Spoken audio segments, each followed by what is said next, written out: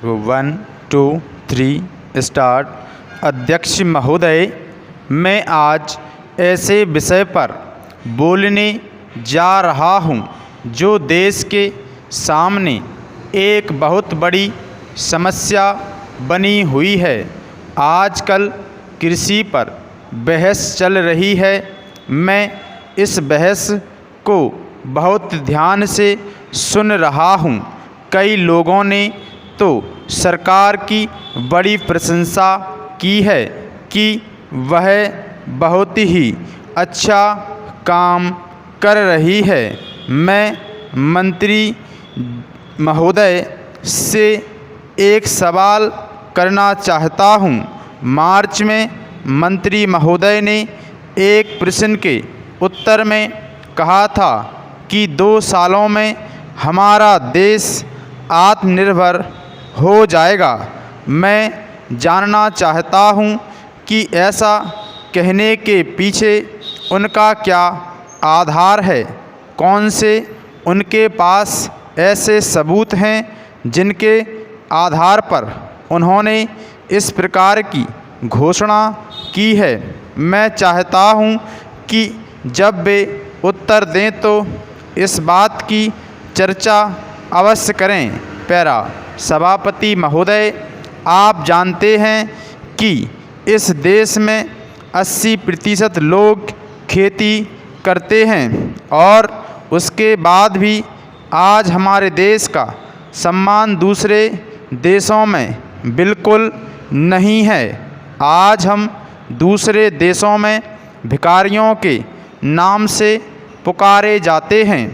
अपने देश में जहां 80% लोग खेती करते हैं, हम भोजन के मामले में भी आत्मनिर्भर नहीं हुए हैं। इसके कुछ कारण हैं। जिस समय देश स्वतंत्र हुआ उसी समय से इस सरकार ने कुछ गलतियां की हैं, जिसका परिणाम यह हुआ है कि आज 30 साल के बाद भी हम आत्मनिर्भर नहीं हो सके हैं। इसका सबसे बड़ा कारण यह है कि हमारे देश में पहला स्थान खेती को न देकर उद्योगों को दिया गया है। उद्योग हमारे देश के लोगों की जीविका का मुख्य साधन नहीं हो सकते हैं। भोजन की समस्या के हल के लिए जिन वस्तुओं की आवश्यकता है उसकी ओर हमें ध्यान देना चाहिए। सबसे पहले पानी की आवश्यकता है।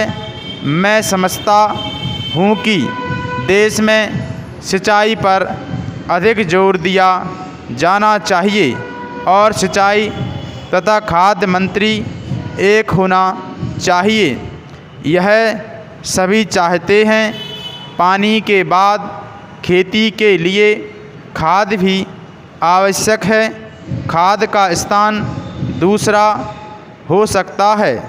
आज देश में खाद की बात काफ़ी जोर देकर कही जाती है। यह कहा जाता है कि उपज को बढ़ाने के लिए खाद की आवश्यकता है। बिना खाद के उपज बढ़ ही नहीं सकती है।